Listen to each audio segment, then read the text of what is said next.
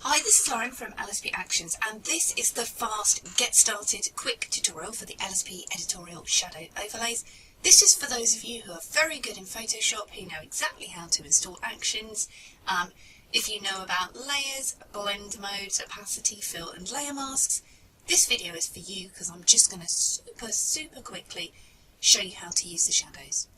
If at any point you are unsure of anything, if you are perhaps a little bit newer in Photoshop and you'd like to watch the full tutorial, please watch the next video, or just scroll down for the next video in the playlist, and you'll see the full step-by-step, slow and in-depth video tutorial for exactly how to use these actions. This video tutorial is for those of you who are very familiar with Photoshop and just want to dive in and get started straight away.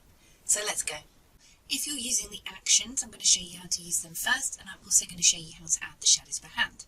So you install the actions in, and then you have the play first, choose a shadow. So you click on this one, and locate the shadows. You may need to unzip them first.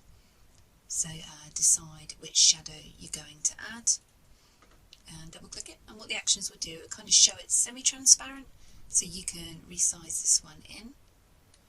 And shift it around, change it to suit your image, and then hit enter, or the little tick up here, and it will carry on, and it will just change the blend mode for you, add it all in, it's all done. It will also select a black brush for you, so you can paint this off any areas you don't want it to show. You also have these extra actions here, for example tonal magic, which will adapt the colours even more. You have contrast kicker, intensify, highlights and things like that. You need to make sure you've clicked on the shadow in the layers panel first before you play any of these, just because it needs to work directly off that layer. So now I'll show you how to add them in really quickly. If you're not using the actions, you come up here to File, Place, or you can just drag and drop.